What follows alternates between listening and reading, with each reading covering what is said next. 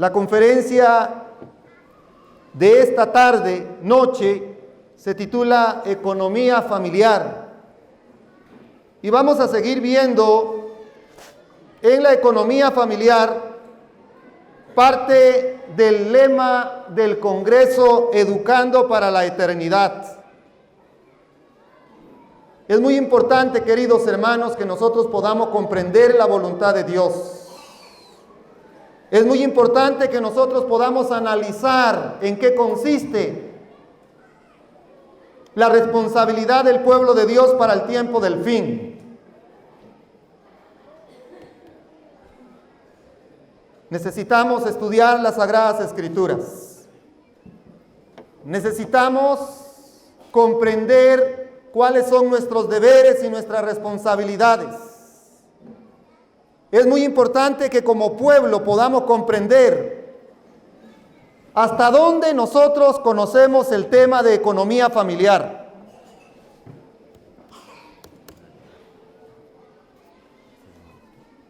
Nosotros necesitamos aprender a contar. Los niños aprenden a contar. Y los niños aprenden también a pedir dinero. Los jóvenes aprenden también a ahorrar en algunas oportunidades. Pero cuando nosotros vamos a ver el tema de economía familiar, este tema encierra muchas situaciones difíciles. Yo quiero pedir la ayuda de mi hermano Johnny, por favor, que me puedas ayudar. 2 veces se me ha trabado la computadora.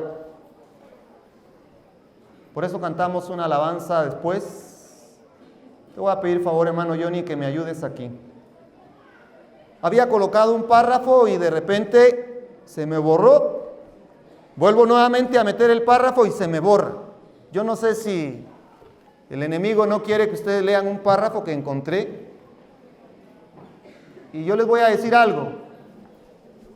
Hace 3 años yo recuerdo allá en Tepoztlán, Congreso de Reorganización de Unión, me dieron la conferencia del viernes en la noche.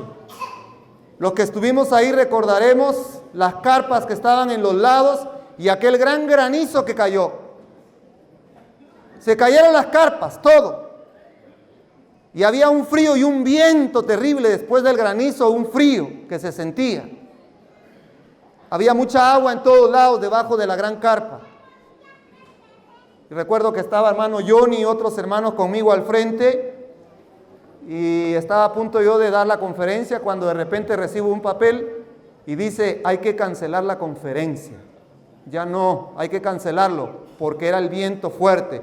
Y comenzaba nuevamente a lloviznar y comenzaba nuevamente, mis queridos hermanos, a sentirse fuerte la brisa. Yo dije dentro de mí, pues hay que orar. Yo recuerdo que Elías oró y por 3 años y medio no llovió. Yo recuerdo que le dije al hermano que estaba ahí conmigo, oremos. Hermanos, es un misterio, pero damos honra y gloria a Dios, porque la lluvia se quitó. Y de ese congreso yo recuerdo que muchos hermanos fueron tocados por el poder del Espíritu Santo. Y Dios hizo un milagro en la vida de muchos hijos sinceros de Dios. Yo estaba predicando en Tanzania, África. Nunca voy a olvidar unos coros hermosos. Habían unos de un lado izquierdo, otros en el lado derecho, unos que estaban ocupando la parte así de enfrente, y mi traductor me traducía. Cuando estábamos haciendo el llamado a las personas, una hermana que estaba sentada en la parte izquierda, que era una de las principales voces, y a veces se paraba a dirigir el coro, comenzó a gritar, hermanos, y daba unos gritos desesperados. Yo me quedé pensando, hermanos, ¿pero por qué esta mujer está gritando? Si es miembro de iglesia. Y cuando yo comienzo a buscar mi traductor ya no estaba en la puerta de afuera de la entrada de la iglesia. ¿Y ahora quién me va a traducir? Pero me puse a pensar, el diablo es multilingüe y el diablo entiende bien mi idioma. Y comencé a hablar en español. Todos los hermanos asustados, y comencé a buscar a los hermanos pastores. ¿Dónde están mis compañeros que me apoyen? Hermanos, la mayor parte de pastores estaban afuera. Y el traductor me comenzó a traducir desde la parte de afuera. Pero algo, hermanos, que yo aprendí es no hacerle caso al demonio. A Satanás no hay que hacerle caso. Yo comencé a hablar y claro, el hermano después se acercó a mí y fue un congreso muy bendecido para honra y gloria de Dios. Después comenzamos a darle la mano a todos los hermanos. Ya la hermana ya estaba más tranquila y comencé a hablar con ella. La hermana White habla de África de la siguiente manera: necesitamos ir a predicar a la África pagana. Así lo dice la sierva del Señor. Hay mucho paganismo en África, hermanos, mucho espiritismo. Yo quiero decirles, hermanos, que para el tiempo del fin el pueblo de Dios debe de prepararse, porque vendrán tiempos muy difíciles. Tiempos muy difíciles que necesitamos comprender cuál es la voluntad del Señor. Estábamos en Saltillo. Eso fue en el mes de agosto, hermano Johnny. Se acercaron dos jóvenes a mí. Uno de los jóvenes me dice: pastor, ahorita que usted ha estado hablando, yo he sentido que alguien hace que me levante de la silla y no puedo estar sentado en la silla. Por ahí miré al joven. He estado orando por ese joven. Había una muchacha que me dijo en Saltillo: pastor, yo oigo voces extrañas. Decía de todas las gentes, capítulo 22. Dice que Juan el Bautista estaba en el calabozo. Se deprimió. Y luego llegaron sus discípulos a verlo. Y Juan le dice a sus discípulos: vayan y pregúntenle si él es el que esperamos o hemos de esperar a otro. Ahora yo les pregunto, ¿qué pasó con Juan? ¿Acaso no bautizó a Jesús? ¿Acaso él no presenció el milagro, hermanos? Durante el bautismo, cuando oye una voz en el cielo que dice: este es mi Hijo amado. ¿Acaso no ve descender el Espíritu Santo sobre quién? Sobre Cristo. ¿Y saben qué dice el deseado de todas las gentes? El deseado de todas las gentes dice de la siguiente manera. Gracias. Está bien. En los momentos de mayor depresión, en ese calabozo donde Herodes había metido a Juan, los susurros de los demonios lo atormentaban. Yo me quedé pensando en ese párrafo del espíritu de profecía, los susurros de los demonios. Si ustedes quieren buscar en un buscador del espíritu de profecía, pongan ahí en la biblioteca electrónica susurros de los demonios y van a ver que los demonios susurran a los oídos. Y hay muchos jóvenes que escuchan a los demonios. Bueno, un preámbulo antes de entrar a la conferencia. Vean lo que dice Timoteo.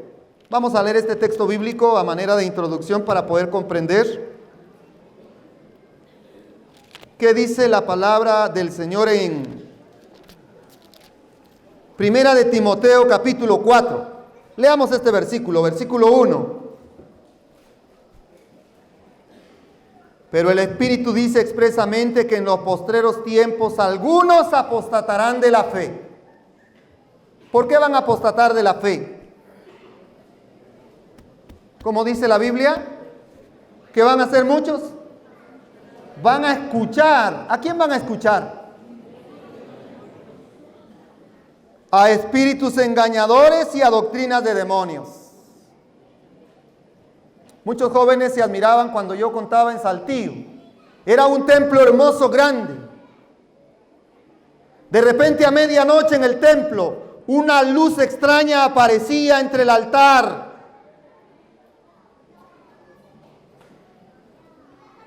Dice que a medianoche voces extrañas se oían en el templo que decían: salgamos de aquí. Los sacerdotes que ministraban el templo, dice, eran aterrorizados por ruidos misteriosos. Capítulo número 1 del conflicto de los siglos. Léanlo todo. Ahora la pregunta es ¿por qué? Al atardecer, cuando estaba ocultándose el sol, los habitantes de esa ciudad miraban, dice, cómo las nubes formaban, dice, carros y soldados que estaban dispuestos para la batalla. La gran puerta de la ciudad, que se abría con 20 hombres, que dice el testimonio, misteriosamente se abrió en la noche. Cuando la gente oye ruidos extraños, cuando la gente mira cosas raras, debe de preocuparse. El templo de Jerusalén, negaron a Jesús. Jesús dijo: la presencia de Dios se ha retirado de este lugar. Hay muchas personas que visitan centros espiritistas, brujería, y no se dan cuenta que le abren la puerta al diablo, y el diablo entra a sus hogares. ¿Cuántas personas, en lugar de tener una economía de acuerdo a la voluntad de Dios, agarran su dinero y buscan brujos espiritistas? ¿Por qué no consultar al Señor? ¿O consultará el pueblo a los muertos por los vivos? Así lo dice Isaías. Dios tenga misericordia de nosotros. Economía familiar. Educando para la eternidad, parte 2. Congreso de Reorganización de la Unión Mexicana, Viña El Milagro. Me van a disculpar, no es la computadora, va a estar un poquito distorsionado, no sé cómo quedaron las diapositivas. El texto de introducción, Lucas 14, 28 al 30. ¿Quién de vosotros, queriendo edificar una torre, no se sienta primero a calcular los gastos y ver si tiene lo que necesita para terminarla? No sea que después que haya puesto el fundamento no pueda acabarla, y los que lo vean se burlen de él, diciendo: este hombre empezó a edificar y no pudo terminar. Este texto es muy importante para poder comprender el tema de la economía familiar. ¿Qué entiendo yo por economía? Cuando hablamos de economía, voy a asociar la palabra economía con una hacienda, con riqueza, con un patrimonio, con una bolsa, con caudal, con recursos, con medios, con fondos, con arcas, con finanzas, con intereses, con negocios, con ahorro, con reservas, con moderación, con un capital, administración, gobierno, previsión, restricción. Hay dos cosas fundamentales en economía. Viéndolo desde todos los puntos de vista, esto lo manejan los inversionistas, los que tienen una buena economía. ¿Qué es lo que ellos analizan en primer lugar? ¿Quiénes son sus productores? Y por ende, los productores deben de ser mayores a los consumidores. Note bien, querido hermano, lo que aparece allí. Nunca un consumidor puede ser mayor que un productor. Yo quiero preguntar a los hermanos, cuando hacían los congresos aquí en años anteriores, ¿cuál era el problema principal de este campamento? El agua. Se acababa el agua en la cisterna. ¿Por qué? Porque había más consumidores y poca agua se producía. En una economía, mis queridos hermanos, deben de haber mayores productores y menores consumidores. ¿Qué es lo que va a provocar cuando hay mayores productores y menores consumidores? Esto va a ser igual a: si hay mayores productores y menores consumidores, va a haber una ganancia, y esa ganancia se va a multiplicar. Pero si yo voy a tener mayores consumidores y menos productores, ¿qué es lo que va a pasar? Yo voy a tener una ¿qué? Una pérdida. Eso así es, hermanos queridos, y no me lo puedo quitar. Ahora vean esto, ¿qué es lo que produce? La ganancia produce un ahorro. Mi reserva crece, mi ganancia crece, mi patrimonio crece. Pero ahora yo le pregunto, si yo tengo mayores consumidores, ¿cuál va a ser el resultado? Yo voy a tener pérdida y la pérdida me va a dar como resultado, ¿qué me va a dar como resultado la pérdida? Una deuda. ¿Cuántos hermanos han venido a este congreso y tienen pérdidas? Son deudores. Hay personas que les gusta abrir hoyos a cada momento. Abren un hoyo para tapar otro hoyo. Y así van tapando hoyos y la gente a veces no sabe qué hacer. Hay personas que tienen el salario comprometido de un año porque están hasta aquí de las deudas. Ahora, ¿dónde está el problema? El problema es que ellos tienen muchos consumidores. Ahí hay muchos consumidores y los productores son pocos. Vayamos a ver ahora nuevamente el texto bíblico de meditación. ¿Quién de vosotros, queriendo edificar una torre, no se sienta primero a calcular los gastos y ver si tiene lo que necesita para terminarla? No sea que después que haya puesto el fundamento no pueda acabarla, y los vean se burlen de él, diciendo: este hombre empezó a edificar y no pudo terminar. Yo quiero compartir con ustedes esto. Cuando los productores son menores que los consumidores o son mayores que los consumidores, va a haber una ganancia, va a haber una pérdida, va a haber una multiplicación o voy a tener una deuda. ¿Cómo dice este párrafo que está aquí en este lado? El que está a cargo de las finanzas necesita estudiar cuánto se puede ahorrar en vez de cuánto se debe gastar. Noten lo que dice el espíritu de profecía. ¿Quién es el que está a cargo de las finanzas en la casa? Es mi pregunta. Yo me pongo a pensar, cuando una mujer no es consagrada, cuando una mujer no es temerosa de Dios, exprime al hombre hasta donde ya no. Hay mujeres que le dicen al hombre: ¿y cuánto ganas? Tanto. Bueno, todo para acá. No, pero mi amor, déjame un poco. No, todo para acá. Todito el sueldo al hombre.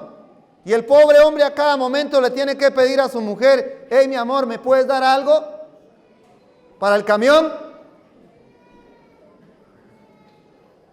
¿Será posible eso?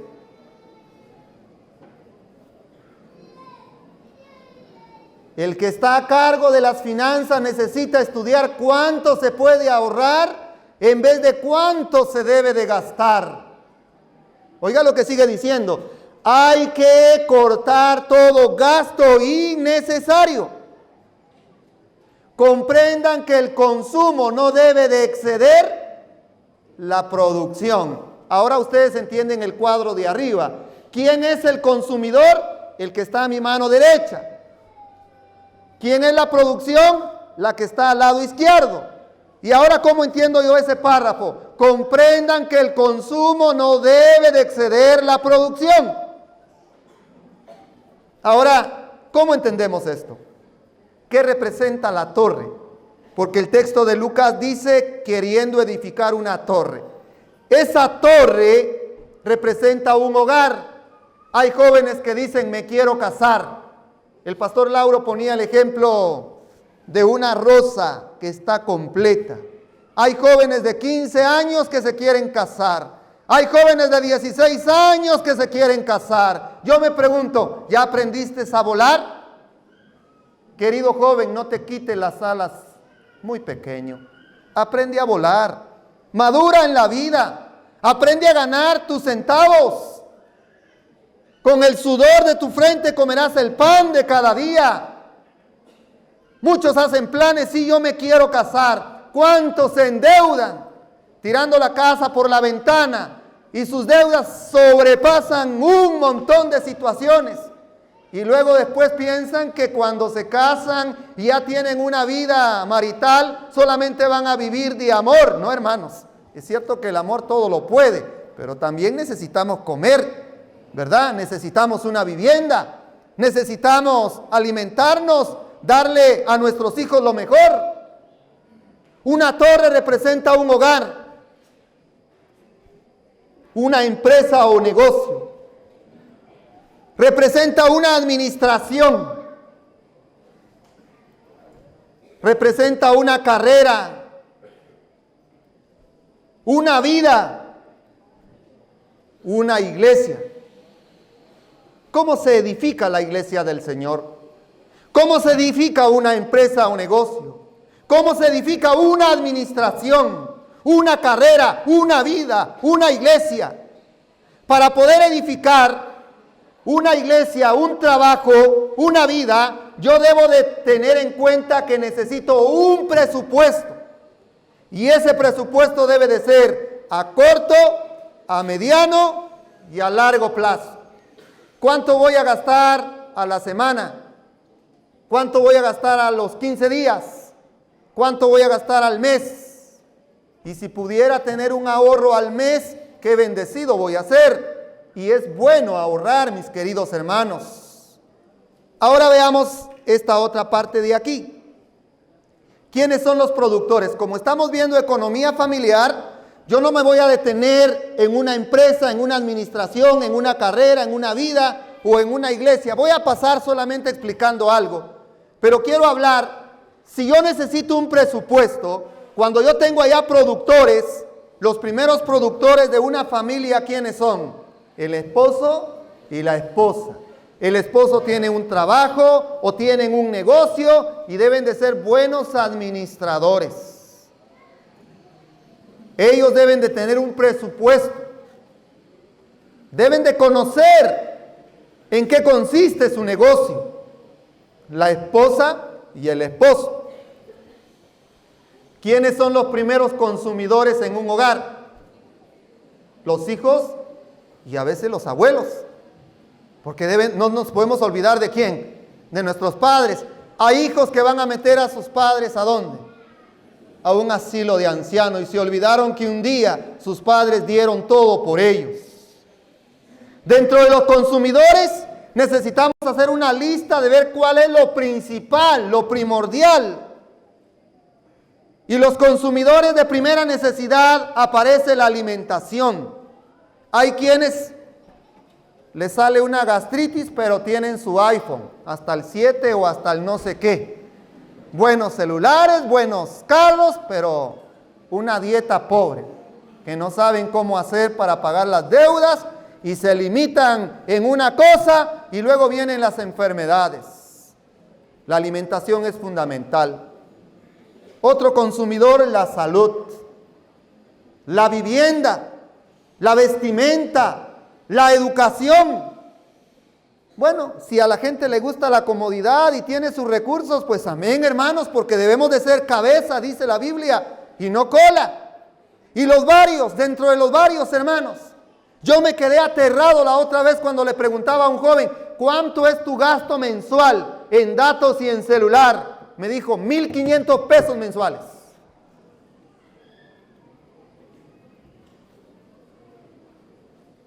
¿Será necesario eso?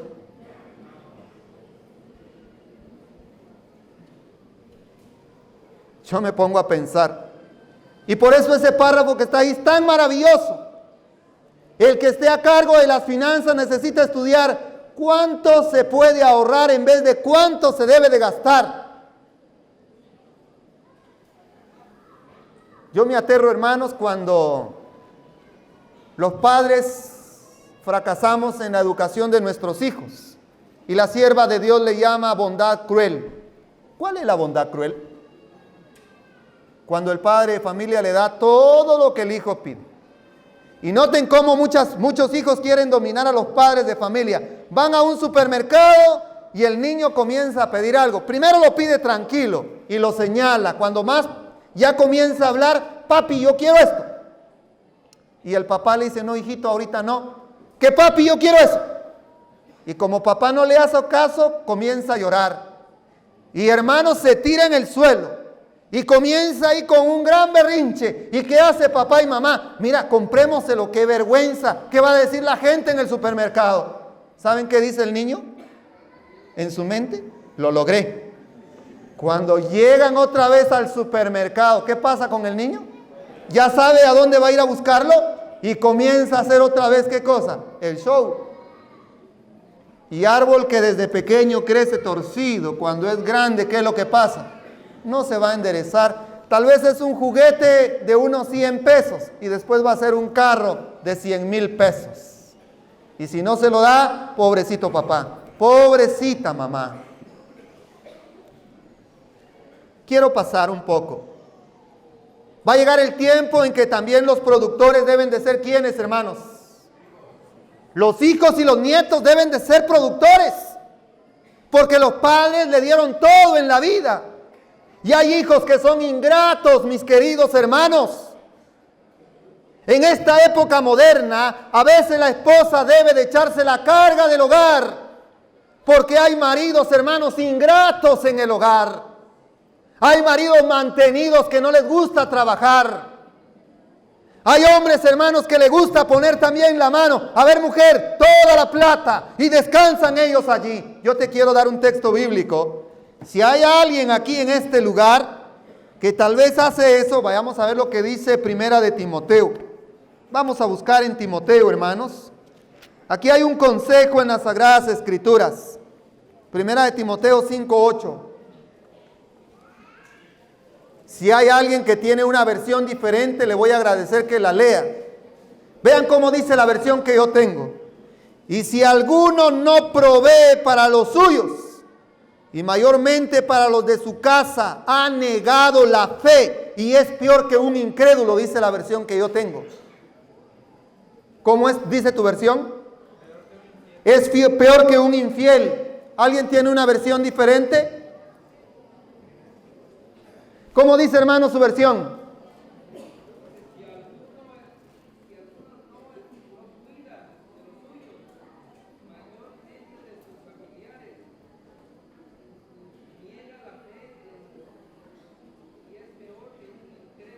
Y es peor que un incrédulo. No sé si aparece mundano por ahí. Hay una versión que dice, y es peor que un mundano. Así que, papá, padre de familia, agarre bien la rienda de su casa. Porque el hombre es el que provee las necesidades de la casa. El hombre trabaja. Al hombre se le dijo, con el sudor de tu frente, comerás el pan de cada día.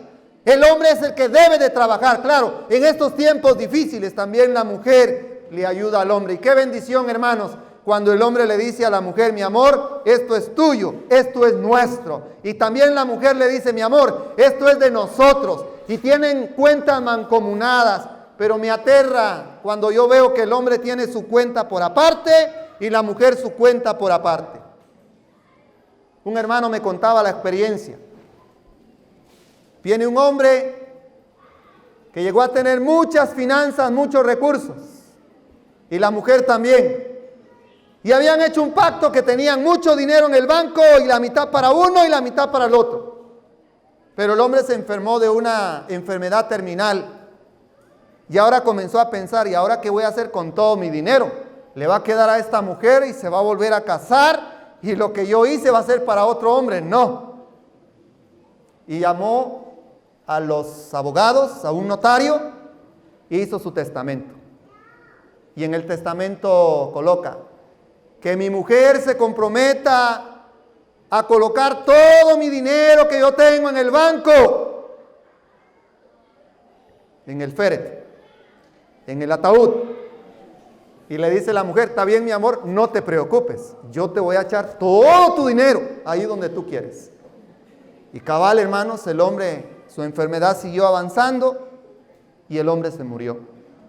Pero como habían testigos y ahora los abogados decían, ¿y qué va a hacer la mujer? ¿Va a meter ese dinero allí? Y leyeron el testamento, estaban en el velorio y dicen, ahora necesitamos ver que por favor la viuda de tal pueda cumplir el último deseo de su querido esposo. Ah, sí, un momentito, permítanme. Sacó de su cartera su chequera y le puso el nombre del esposo, la mitad de todo el dinero que estaba en el banco, y abajo le puso una referencia. Este cheque no es negociable. Voy a cumplir lo que mi esposo dijo. Así que aquí está, mi amor, lo que tú me pediste. Yo les pregunto, ¿era legal? ¿Sí es legal? ¿Un cheque es legal? Pero nunca lo iba a cobrar, porque los muertos no saben nada. ¿No te pasa eso a ti, querida hermana? Hay hermanas que hacen su fondo de pensión y el esposo no sabe nada. Y el pobre hombre trabaja toda la vida, hermanos. Y también hay hombres que son ingratos. Este texto es para el hombre y la mujer. Si alguno no provee para los suyos y mayormente para los de su casa, ha negado la fe. ¿Has negado tú alguna vez la fe? Si has negado la fe, ten cuidado, querido hermano, porque eres peor que un incrédulo, peor que un mundano. Los hijos y los nietos también. Pasemos desde otro punto de vista. Iglesia, productores, asociación general, unión, asociación y iglesias locales. Son productores. Oímos el testimonio del pastor Raúl Escobar. Cuando no había ni un miembro en México, Dios envió a través de sus siervos que dirigían la obra a nivel mundial al pastor Raúl Escobar, y por primera vez en la historia entra un reformista a este país. ¿Qué hubiera pasado si el pastor Raúl Escobar no hubiera venido? Y ni un misionero hubieran mandado acá. Como hay muchos países de África, de Asia, donde el evangelio no ha llegado. Muchos países en las islas del Caribe, donde no ha llegado el movimiento de reforma. No existieran muchos hermanos aquí. Pero a Dios le plació que esos siervos que venían de Europa y comenzaron a levantar misioneros, dejaron su casa, dejaron todo lo que tenían y no les importó. Sufrieron en la cárcel, como el testimonio del hermano Raúl, y se levantó la obra para honra y gloria del Señor. ¿Quiénes fueron productores, hermanos? La asociación general. Y ahora ese hijo creció, y ahora ese hijo debe de aportar ¿a quién? A la asociación general, porque se han convertido ¿en qué? En productores. Y esa es la obra de la multiplicación. Y así se trabaja en la causa del Señor. Yo he escuchado en los informes que ahora se abrió la Asociación Caribe, ¿verdad, hermano Manolo Nájera? Pero antes comenzó como un campo blanco. ¿Quién mantuvo ese campo blanco? La unión. Pero luego surgieron iglesias, surgieron hermanos, y ahora los hermanos aportan sus diezmos a la obra del Señor, y así se mantiene la causa del Señor. Y queremos abrir muchos campos blancos en México, pero no solamente en México, sino en todo el mundo, mis queridos hermanos. Pero el mayor productor, ¿quién es? Es Dios. ¿Cuánto nos cobra Dios por el sol? ¿Cuánto nos cobra Dios por el agua? Por el aire, por el oxígeno. El mayor productor, mis queridos hermanos, es Dios. Y el mayor consumidor, lamentablemente, es el hombre. El hombre está explotando los minerales de la tierra. Están explotando el petróleo, hermanos. Y muy pronto van a explotar el líquido vital que está quedando, hermanos. Hay países, como en Chile, hermano Raúl me va a corregir, que su propiedad simplemente llega 50 centímetros bajo tierra. Después de los 50 centímetros para abajo es del gobierno. No le pertenece a usted. ¿Cierto, hermano Raúl? Eso es en Chile. Y muy pronto los gobiernos le van a echar el ojo ¿a qué? A los nacimientos de agua. Porque el agua va a ser explotada. Y se están perdiendo las fuentes de agua. Así, mis queridos hermanos, el mayor productor es Dios, que nos da grandes bendiciones. Y los mayores consumidores somos los hombres. Y qué malagradecidos somos nosotros con Dios. Vean lo que dice Ministerio Curación, página 157. Muchos desprecian la economía, confundiéndola con la tacañería y la mezquindad. Pero la economía se aviene perfectamente con la más amplia liberalidad. Efectivamente, sin economía no puede haber verdadera liberalidad. Hemos de ahorrar para poder dar. Qué bonito mensaje de la sierva del Señor. Y necesitamos ser productores, todos los miembros de la iglesia del Señor. Debemos de producir recursos para que el evangelio llegue a todo rincón de la tierra. ¿Queremos que Cristo venga, hermanos? Debemos de producir, hermanos. Pero a veces no queremos producir. Y veamos cómo Jesús nos enseña de economía. Dice San Juan 6:12. Y cuando se hubieron saciado, dijo a sus discípulos: recoged los pedazos que sobraron para que no se pierda nada. Oigan, hermanos, hasta dónde llega la economía de Jesús. Recojan los pedazos para que no se pierda nada. ¿Qué dice Romanos 13:8? No debáis a nadie nada. Ahora, ¿cómo puedo yo hacer para poder pagar mis deudas? Sigamos el consejo de Jesús. En el texto anterior decía, recoger los pedazos para que no se pierda nada. Ahora vean lo que dice aquí, este párrafo inspirado. Consejo sobre mayordomía cristiana, página 271.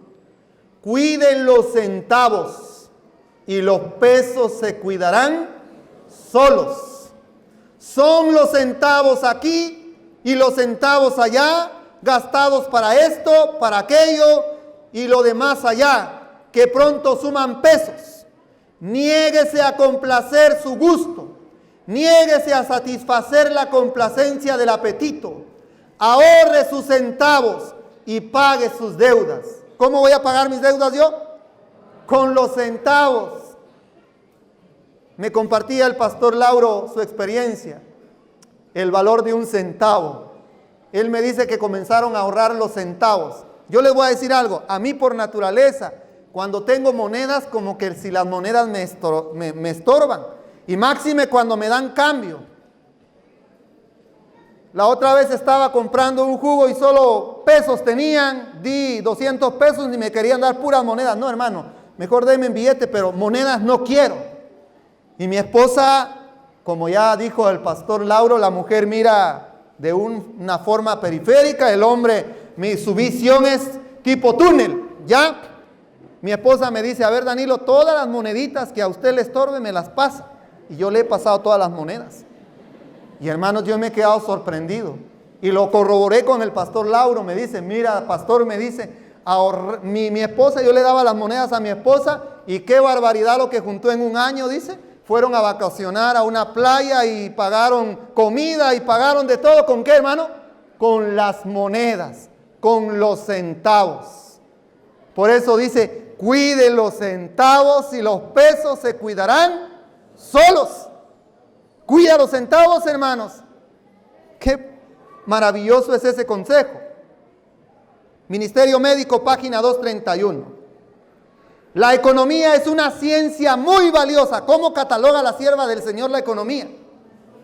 Como una ciencia. ¿Qué es una ciencia? Un conocimiento. Yo debo de entender, hermanos, si tengo 100 pesos en mi bolsa y los 100 pesos en mi bolsa me van a tardar para todo el congreso, pero yo miro allá en la tienda que tiene la hermana Marina, hay jugosades, hay dulces, hay lo otro, y voy y le digo, hermana, páguese todo acá y le voy a pagar los otros 50 pesos cuando la mire. Y me comí todo en un día. Y luego viene mañana y voy a ver, ay, cómo quisiera comprar algo. Pero ¿qué pasó con mi economía? Hay personas, hermanos, que como que si el dinero les pesa en las manos y le pica la mano para gastarse ese dinero.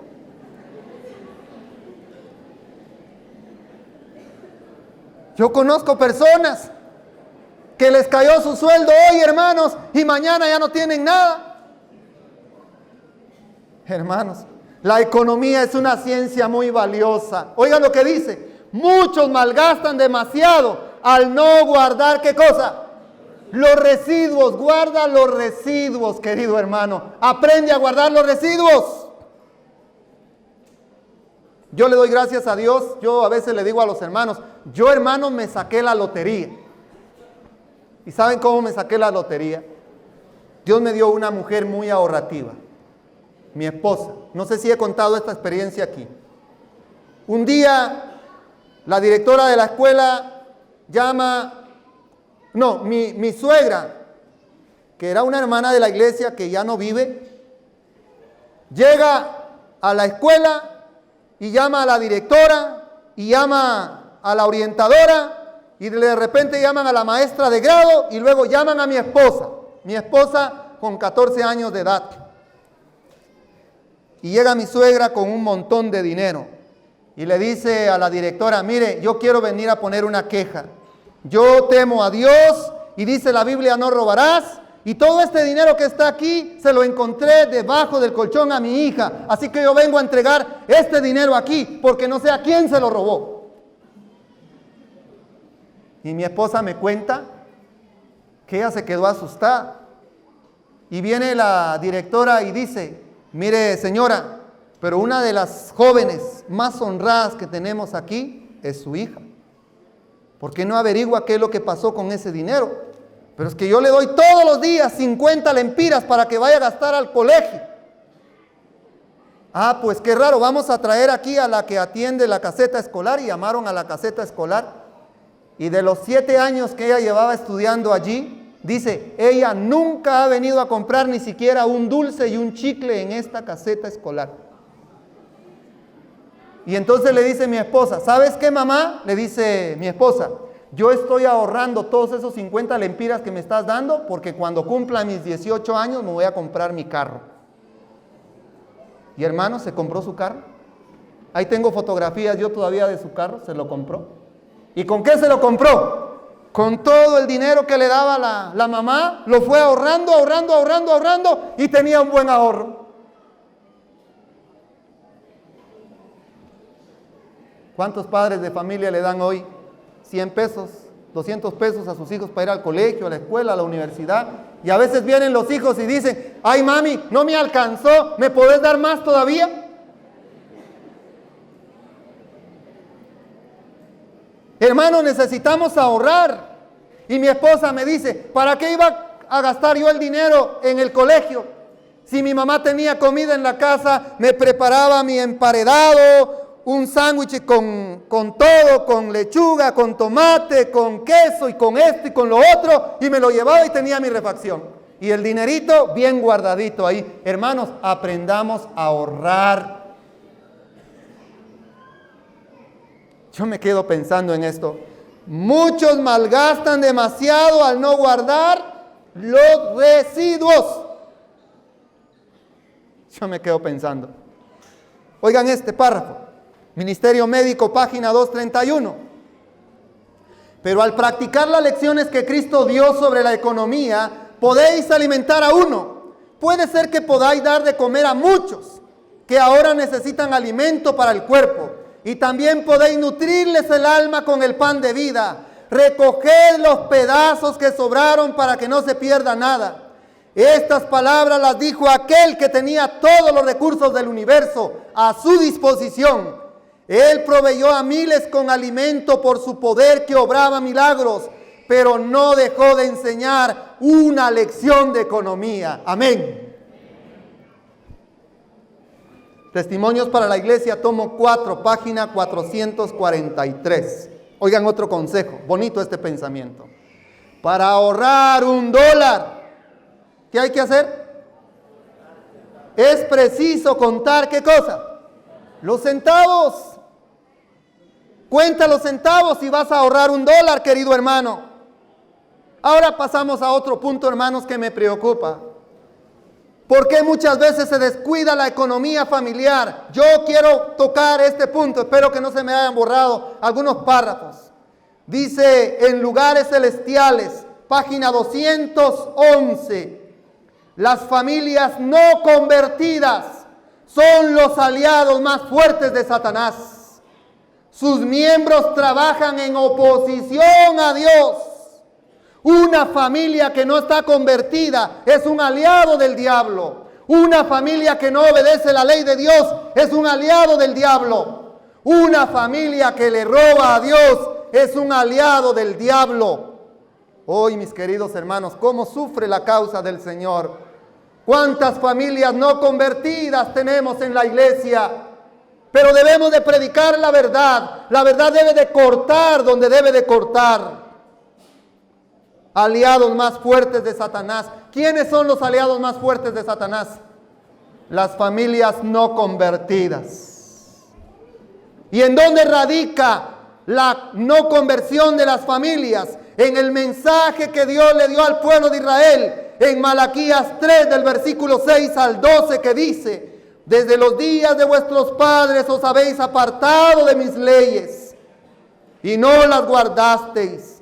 Volveos a mí y yo me volveré a vosotros, dice el Eterno Todopoderoso. Y dijisteis: ¿en qué hemos de volvernos? ¿Robará el hombre a Dios? Pues vosotros me estáis robando. Y preguntáis: ¿qué te estamos robando? ¿Y qué responde Dios? En los diezmos y en las ofrendas. Hermanos, si hay alguien que es más maldito que cualquier otra persona, es aquella persona que tiene conocimiento de la verdad. Yo puedo señalar a aquel ladrón que está allá en la calle porque me robó mi celular, pero no me he visto si yo le estoy robando a Dios. Y vean cómo dice la Biblia: malditos sois con maldición. Hay una doble maldición. Porque vosotros, la nación toda, me estáis robando. Traed el diezmo íntegro al templo, y hay alimento en mi casa, y probadme en esto, dice el Eterno Todopoderoso, a ver si no os abro las ventanas del cielo, y vacío sobre vosotros bendición hasta que sobreabunde. ¿Cuál es la causa de la maldición en la economía familiar de muchas familias de la iglesia no convertidas? Porque no le devuelven a Dios lo que le pertenece. Le están robando en los diezmos y en las primicias. Y Dios no puede bendecir una casa que lleva doble maldición. Y lo dice la Biblia, hermanos. Testimonios para los ministros, página 306. Se me ha mostrado que muchos en nuestras iglesias están robando a Dios en los diezmos y las ofrendas. El Señor cumplirá en ellos lo que ha declarado. A los obedientes dará ricas bendiciones. Y a los transgresores, ¿qué le va a dar a los transgresores?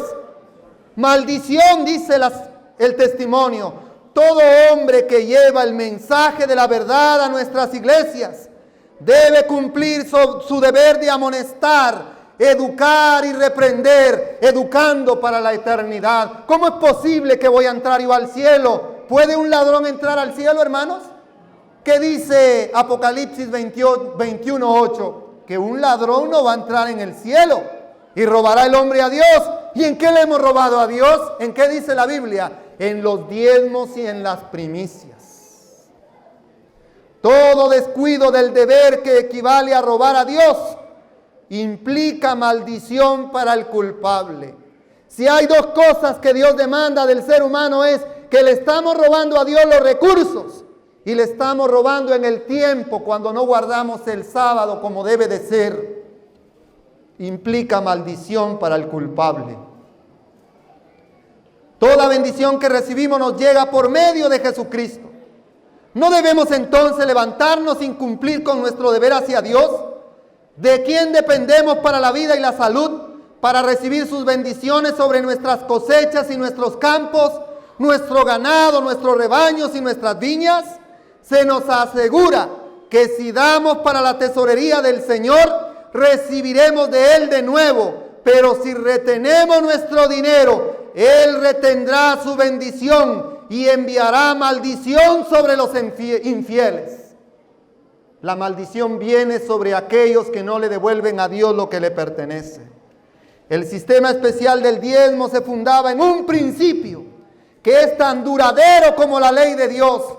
El fruto prohibido que muchos están comiendo hoy es el diezmo, mis queridos hermanos.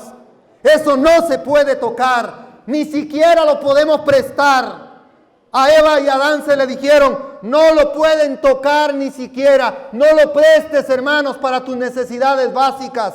Dale a Dios, pruébalo. ¿Acaso no dice la Biblia? Probadme, dice Dios. ¿Verdad que así dice? Probadme a ver si no os abro las ventanas del cielo. ¿Y saben qué me dice el testimonio? Si yo como pastor no les anuncio a ustedes esta verdad, que ponga mi renuncia mejor y que me dedique a otra cosa secular, porque no sirvo como pastor de la iglesia. Así lo dice la sierva del Señor. Ahora, si hay visitas aquí que nos están visitando por primera vez, yo quiero decirte a ti, el sistema de la benevolencia sistemática no lo manejamos como lo manejan las otras iglesias. No se maneja, hermanos, porque los diezmos van al alfolí. Tenemos una tesorería de asociación, una tesorería de unión y una tesorería de conferencia general. Todos los diezmos que vienen a la unión no son para el pastor Manolo Nájera, no son para el pastor Pablo Rodríguez. Tenemos una nómina de salario y hay un salario de acuerdo a las necesidades, porque así lo pide Dios, hermanos.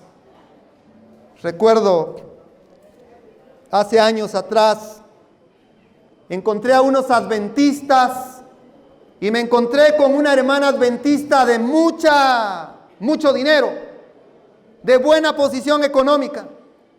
Y no voy a olvidar que ella me pregunta, porque me empezó a preguntar, óyeme, ¿y por qué tú eres pastor de la iglesia de la Reforma? Ya le expliqué. Ella comenzó a estudiar un poquito sobre mi vida y por ahí se dio cuenta que yo trabajaba en el Magisterio Nacional en Guatemala, que era profesor y que tenía un salario en el Estado. Y las personas que tienen un salario con el Estado percibía un buen salario. ¿Y saben qué me dice ella? Ahora entiendo por qué te saliste de la iglesia, de la escuela. Como te pagan buen salario, por eso es de que dejaste tu plaza, ¿verdad?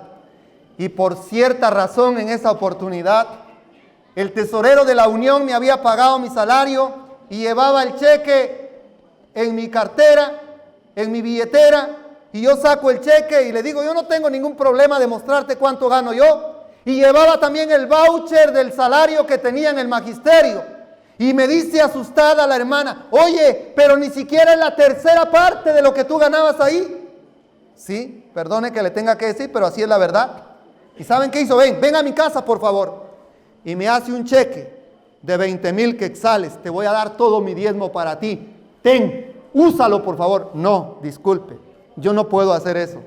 Tenemos una tesorera aquí en esta ciudad y la voy a contactar con la tesorera. Y la llevé a la tesorera. Y la tesorera le hizo un recibo, le dieron los 20,000 quetzales, que eran alrededor de $3,000 americanos, y luego le dieron un recibo de recibido, y desde allí esa hermana quedó diezmando en la Reforma. Hoy ya no vive más porque la hermana murió. Debemos de enseñarle eso a la gente, hermanos. Los diezmos es cierto que son para la predicación del evangelio, pero no es para enriquecernos nosotros. Aquí está el pastor Raúl Escobar, que dejó su vida en muchos países, abrió todos los países de Centroamérica, México, Filipinas y muchos lugares. Y ahora si yo le pregunto, ¿quién le da un salario al hermano Raúl? Ni la Conferencia General, ni México, ni Guatemala, ni El Salvador. ¿Y dónde quedan los siervos del Señor que han dejado su vida en el ministerio?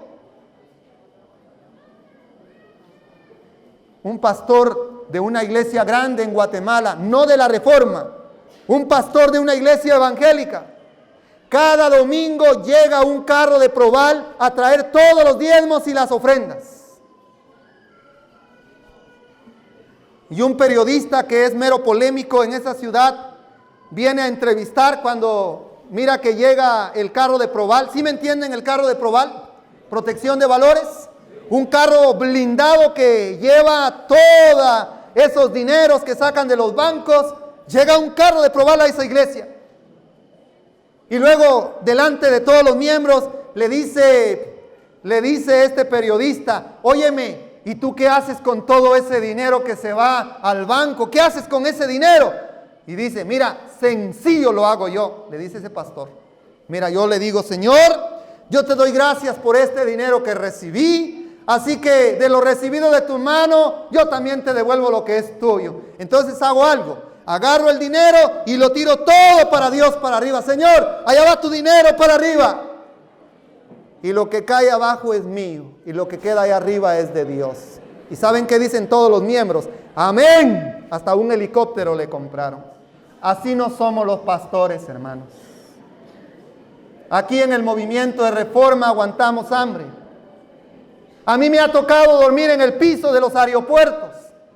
El pastor Raúl Escobar ha tenido que dormir en las terminales de los trenes. Adrede, hermanos, a morir a veces. Las inclemencias del tiempo nos han secuestrado, nos han golpeado, nos han robado, porque esa es la misión del pueblo de Dios. Pero hay otros pastores, Hotel 5 estrellas y solo doncellas que me sirvan, por favor. Hermanos, no es ese el plan de Dios. El sistema especial del diezmo se fundaba en un principio que es tan duradero como la ley de Dios. Este sistema del diezmo era una bendición para los judíos. De lo contrario, Dios no se lo habría dado. Así también será una bendición para los que lo lleven a cabo hasta el fin del tiempo. Nuestro Padre Celestial no creó el plan de la benevolencia sistemática para enriquecerse, sino para que fuese una gran bendición para el hombre. Vio que este sistema de beneficencia era precisamente lo que el hombre necesitaba. Joya de los testimonios, tomo 1, 385. El diezmo es tan duradero como la ley de Dios. Tomo 1, 375. El diezmo tal como el sábado. El diezmo es sagrado. Oiga lo que dice, mi querido hermano. Meditad en los capítulos 27 y 28 de Deuteronomio para ver las bendiciones y las maldiciones. Las bendiciones y las maldiciones. Cuidado, vea lo que dice Deuteronomio 7:26. No traerás abominación a tu casa para ser maldito. Del todo la aborrecerás y abominarás, porque es maldición. No lleve la maldición a tu casa, a tu economía, hermano. Dale a Dios lo que le pertenece. Oigan lo que dice esto. La maldición del Eterno está en la casa del impío. No puede estar la bendición de Dios. ¿Y quién es un impío? Un impío es un incrédulo, un irreligioso, un indiferente, es un infiel. No cumple con sus deberes. Manuscritos 13. Siempre debemos acordarnos de que somos socios con Dios. ¿Saben, hermanos, quién es nuestro mejor socio? Es Dios. Y Dios no te va a fallar. El mejor socio que podemos tener es Dios. Y Dios no te va a fallar, querido hermano. Hazte socio de Dios. Mensajes para los jóvenes, página 246. Oigan esto, hermanos. Yo no sé si muchos cometen este error o cometemos este error. La oración no tiene por objeto obrar un cambio en Dios. Nos pone a nosotros en armonía con Dios. No reemplaza al deber. Dios nunca aceptará en el lugar del diezmo la oración hecha con frecuencia y fervor. Ay, Dios mío, perdóname. Yo sé que te robé el diezmo de esta quincena, pero la próxima quincena te prometo que la voy a pagar. Dios no te va a aceptar eso, hermano. Mira lo que dice este párrafo. La oración no pagará nuestras deudas a Dios. No podemos pagar nuestras deudas ¿con qué? Con una oración. No podemos.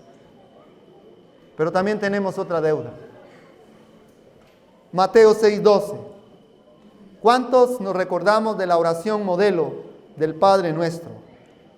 Perdona nuestras deudas. ¿Cómo qué dice? Como nosotros también perdonamos a nuestros deudores. ¿Cuántas deudas hemos traído a este congreso? Tal vez tengo una deuda con Dios. Yo te invito, querido hermano, en esta noche. Procura ponerte a cuentas con Dios. Yo no sé si tú eres deudor con un hermano, con una hermana o en tu familia. Pero si tú quieres que Dios te perdone, ponte a cuentas con Dios y ponte a cuentas con tu prójimo, como nosotros también perdonamos a nuestros deudores. ¿Por qué? Veamos esta comparación. Diezmo y ofrendas son de origen divino. ¿Quién fue el primer ofrendante, mi querido hermano? Fue el Padre. ¿Cuál fue la primera ofrenda? Jesús su Hijo. ¿Cuándo se decidió dar esta ofrenda? En los concilios secretos, antes de la fundación del mundo, había una ofrenda destinada para salvar a la raza humana. ¿No es maravilloso, hermano querido, que tú vales la sangre de Cristo? Yo valgo la sangre de Cristo. No importa cuán grande sea tu pecado, tu maldad, tú tienes un precio. Tú vales la sangre de Cristo. Una ofrenda fue dada por el hombre. La ofrenda, el don más grande que había en el cielo, fue dado para el ser humano. Y qué pena cuando nosotros tenemos que ver nuestra economía familiar. Primero yo, luego mis hijos, luego mi familia, luego mis necesidades, mis comodidades. Y bueno, y si me alcanza, le doy algo a Dios. Si no, Dios es amor y Dios lo perdona todo. Qué ingratos somos. No valoramos el precio infinito de un Dios que derramó todo para salvar al pecador. Con este párrafo finalizo. Porque hay tibieza en la iglesia de Dios. Hermanos, yo me preocupé cuando leí este párrafo. El testigo fiel habla de la tibieza de los laodicenses. Y dice de la siguiente manera: en todas nuestras filas se practica la falta de honradez. Y esta es la causa de la tibieza que notamos en muchos de los que profesan creer la verdad. Estos no están relacionados con Cristo y están engañando sus propias almas. Me duele declarar que hay una alarmante falta de honradez aún entre los observadores del sábado. ¿Cuál es la falta de honradez? ¿Qué es lo que provoca la falta de honradez? Tibieza en la iglesia. Dios tenga misericordia de nosotros. Proverbios 15:6 finalizo. En la casa del justo hay gran provisión. El camino del justo es como la senda del justo es como la luz de la aurora, que va en aumento hasta que el día es perfecto. Hoy Dios nos ha dado un mensaje a todos los que estamos aquí, también para mí, hermanos. Soy un deudor para con Dios, para con mis hermanos. Y yo quiero que en mi casa haya provisión, pero hay turbación en la ganancia ¿de quién? Del impío. El Eterno afirma los pasos del hombre bueno y aprueba su camino. Aunque caiga, no quedará postrado, porque el Eterno sostiene su mano. Fui joven y he envejecido, y no he visto justo desamparado, ni a sus hijos mendigar pan. En todo tiempo es compasivo y presta, y sus hijos son una bendición. Que tú seas una bendición para tu familia, para la iglesia y para aquellos que te rodean. Es mi deseo en oración. Amén.